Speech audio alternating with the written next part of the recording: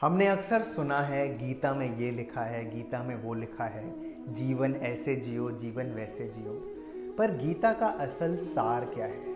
अगले 5 मिनट में इस वीडियो में इसे एक्सप्लोर करते हैं। क्योंकि हम सोशल मीडिया पे बैठे हैं, यहीं से शुरुआत करते हैं। अगर आप 1 या 2 घंटा सोशल मीडिया की रील्स देखते हुए बिताएं, तो उस 1 या 2 घंटे बाद आपको कैसा लगता है? आप नोटिस करेंगे कि 1-2 घंटे तक मन को लगता है मज़ा आ रहा है, मज़ा आ रहा है, मज़ा आ रहा है, मगर समय ख़त्म होने के बाद खुद के सुख में एक गिरावट सी महसूस होती है। इन द सेम वे, जब भी हम मन या मन के विषयों या मन की लालसाओं के पीछे भागते हैं, शॉर्ट टर्म में हमें हो सकता है वो चीज़ सुख दे, मगर लॉन्ग टर्म में शांति में गिरावट ही होती है। गीता का सार हमारी शांति में गिरावट ना हो, लेकिन शांति में वृद्धि होती चली जाए, केवल इसमें बसा है। श्लोक 71वां दूसरे अध्याय का यही कहता है, विहाय कामना शांतिम अधिगच्छते, कि जैसे जैसे हम कामना या मन के खिंचावों से निकलते चले जाते हैं, वैसे वैसे शांति जीवन में बढ़ती चली जाती है। तो शांति बढ़ाने के क्या तरीके हैं? मन के ऊपर विजय पाने के क्या तरीके हैं? इसके 3 मार्ग गीता में बताए गए हैं। पहला मार्ग बताया गया है ज्ञान का मार्ग। वो मार्ग वो था जो बुद्ध भगवान ने लिया था। आप देखेंगे जब भी आप पूजा करते हैं या अगर आप में से कोई मेडिटेशन करता है, तो उनके पीछे का एक ही लॉजिक है कि आप एक चीज़ पकड़ लें और फिर मन को उसी चीज़ पे लगाने का अभ्यास करें। भले ही वो कोई जप हो, कोई तप हो, जो भी चीज़ मैं कर रहा हूँ, मंत्र का जप या तप या अपनी सांसों पर ध्यान, हर बार मन को वहीं लगाऊं और मन अगर वश से बाहर भागे तो मन को वापस लेकर आता जाऊं।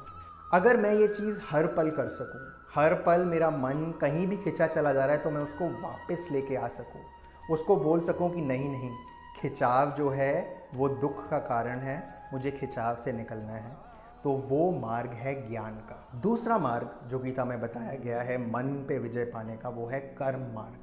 ये मार्ग वो मार्ग है जो भीष्म पितामह ने भी लेने की कोशिश की थी। कर्म मार्ग ये कहता है कि हम अपने जीवन में, और आपने अक्सर ये सुना होगा, ये तो मेरा धर्म है, ये तो मेरा फ़र्ज़ है।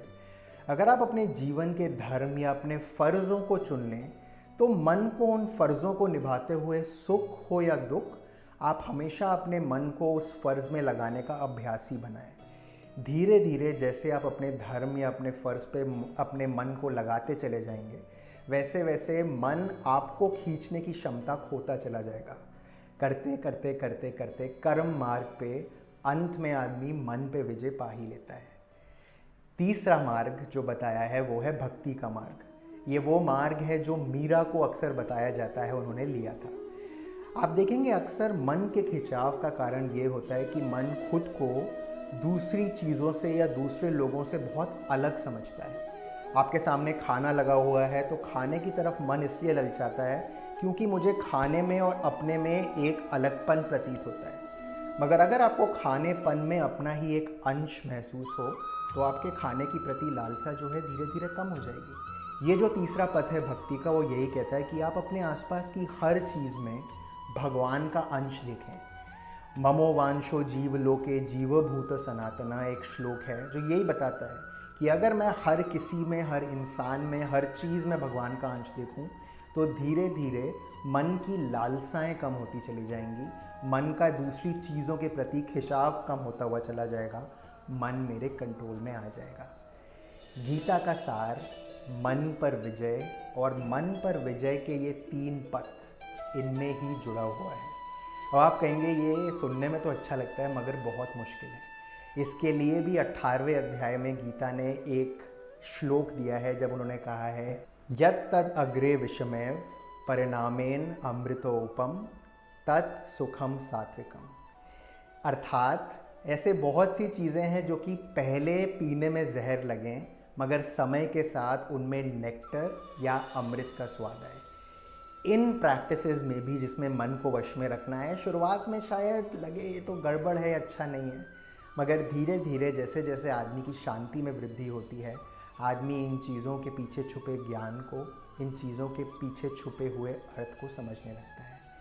तो अगर आप गीता में मानते हैं या गीता के विचारों में मानते हैं, तो अंत में मन पर विजय पाना ही गीता का असल सार छुपा है।